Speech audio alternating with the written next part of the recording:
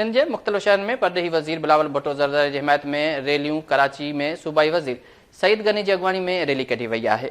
Breaking news ते पहुचायूं पिया। सिंध जे मुख़्तलिफ़ शहरनि में परॾेही वज़ीर बिलावल भुट्टो ज़रदारी जी हिमायत में रैलियूं। कराची में बि सूबाई वज़ीर सईद गनी जी अॻवानी में रैली कढी वई आहे। टंडो मोहम्मद ख़ान में पीपी अॻवान आजिज़ हमरा जी अॻवानी में रैली कढी वई, जॾहिं त हैदराबाद, मीरपुर ख़ास, कंदकोट, टंडवालिया, खैरपुर ऐं ॿियनि शहरनि में बि रैलियूं कढियूं वयूं आहिनि। अॻवाननि जो चवणु आहे त बिलावल भुट्टो ज़रदारी मोदी सरकार जी दहशतगर्दी खे आलमी सतह ते सबूतनि सां गॾु वाइखो कयो आहे। ब्रेकिंग न्यूज़ ताईं पहुचायूं पिया। सिंध जे मुख़्तलिफ़ शहरनि में परॾेही वज़ीर बिलावल भुट्टो ज़रदारी जी हिमायत में रैलियूं। कराची में बि सूबाई वज़ीर सईद गनी जी अॻवानी में रैली कढी वई आहे।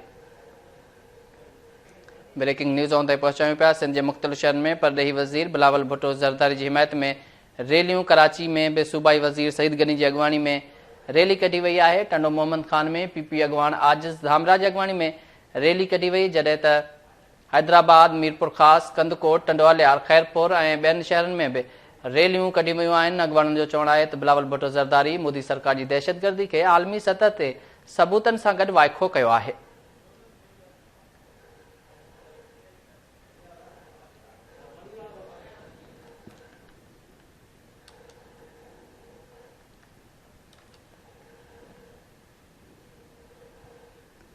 ब्रेकिंग न्यूज़ ते पहुचायूं पिया। सखर, हैदराबाद, मीरपुर ख़ास, कंदकोट, टंडवालिया, खैरपुर ऐं ॿियनि शहरनि में बि पीपी पारां रैलियूं कढी वयूं आहिनि। बिलावल भुट्टो ज़रदारी मोदी सरकार जी दहशतगर्दी खे आलमी सतह ते सबूतनि सां गॾु वाइखो कयो आहे। अॻवाननि जो अहिड़ो चवणु आहे। सिंध जे मुख़्तलिफ़ शहरनि में परॾेही वज़ीर बिलावल भुट्टो ज़रदारी जी हिमायत में रैलियूं कढी वयूं आहिनि।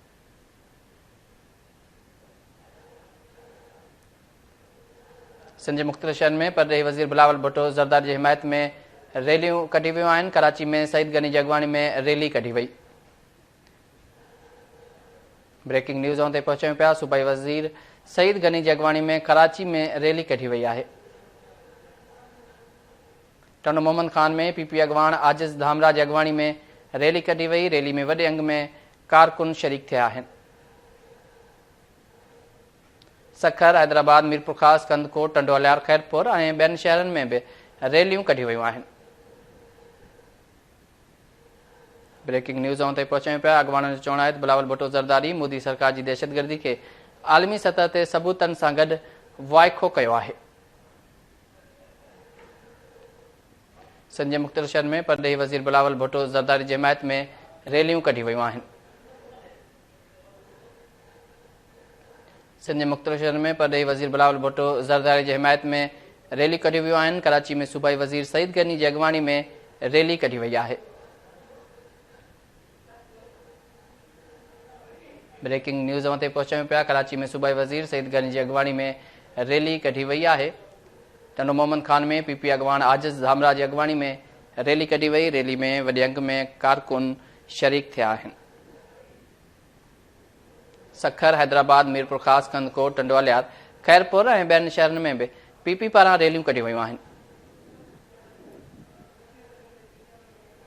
अॻवान जो चवणु आहे त बिलावल भुट्टो ज़रदारी मोदी सरकार जी दहशतगर्दी खे आलमी सतह ते सबूतनि सां गॾु वाइखो कयो आहे।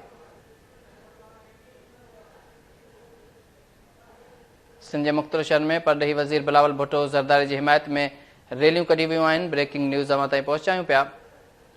सिंध जे मुख़्तलिफ़ शहरनि में परॾेही वज़ीर बिलावल भुट्टो ज़रदारी जी हिमायत में रैलियूं कढी वयूं आहिनि। कराची में सूबाई वज़ीर सईद गनी जी अॻवानी में रैली कढी वई आहे। रैली में वॾे अंग में कारकुन शरीक थिया आहिनि।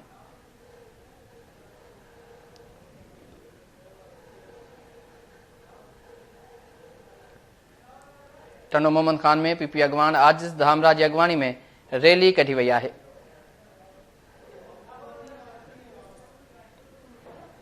सखर, हैदराबाद, मीरपुर ख़ास, कंदकोट, टंडवालिया, खैरपुर ऐं ॿियनि शहरनि में बि रैलियूं कढी वयूं आहिनि।